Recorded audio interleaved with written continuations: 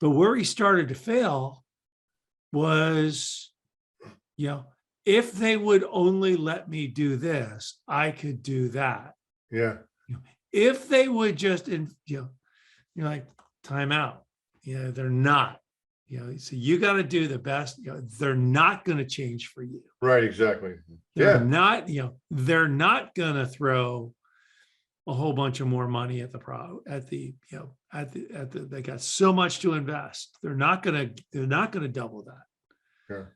So it's your job to figure out how to give the best results you can in the environment you're in, with the dollars you have, and communicate to people, what your strategy is. If you're continually telling people their baby is ugly, you're gonna fail. Yeah.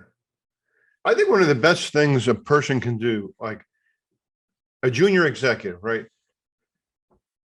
We're still on side B, right? So we're talking about the guy that gets the job. Let's call him a VP sales. Okay. So he gets a job. It really starts even during the interview process. I mean, but at the latest, the first day, because a good junior executive should get buy-in at the earliest, at the earliest part of the relationship he can. Because if you think about it, when do you have the most leverage in a relationship, in a professional relationship? It's when you're interviewing, right? You have all the leverage. If you walk in there on day one, your leverage is out the window because, hey, you're an employee, man. I'm paying you. Here's the plan. Okay, roger that, right? But if you're in the final interview and you ask the question, hey, what could I do in the first 6 months to make a difference in this organization? You start talking about potential changes, some of the things you're talking about, right? Right. And here's where the magic comes in. Okay, hey, when you do the employment agreement or the offer letter, let's write some of these things down that I'm advocating for.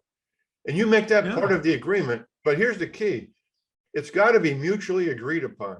Yep. If you can come up with some workflows or some goals or objectives that are mutually agreed upon within, let's say, 60 days of employment. And sometimes you're not going to be able to do all this stuff during the interview process. But if you put in your agreement or your offer letter or employment agreement, based upon our conversations that we've had, as part of this agreement, we're going to meet within 60 days to put together a list of mutually agreeable benchmarks and goals and objectives. And you got that in your agreement. Okay. There is no, well, I don't have time. No, it's in the agreement. You have to do it. So you sit down and you make these mutually agreed upon goals. That's where the magic happens, man, because now you do have the leverage and you have the buy-in and you have the collaboration. It's not like twisting anybody's arm and goes, well, I don't have any money. You're like, hey, look, dude, we're going to put together some mutually agreeable benchmarks and metrics. Then you've got leverage and you have some sort of control.